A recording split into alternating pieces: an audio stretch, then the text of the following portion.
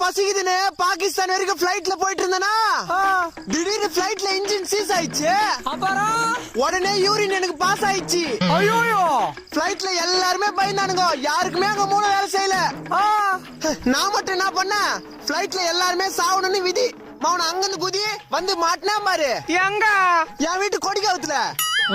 உனக்கு அடிபடல? அடா பரதேசி, மொட்டை மாடியில இருந்து கீழே குச்சாதானே அடிபடும். நான் தான் மொட்டை மாடியிலே குச்சிட்டேனே.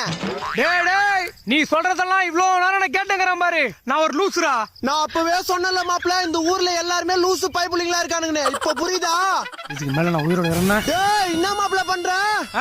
மொட்டை மாடில இருந்து கீழே குதிக்கிறேன். ஓ, உங்க வீட்டு கொடிக்காயிரு கீழே இருக்குதா?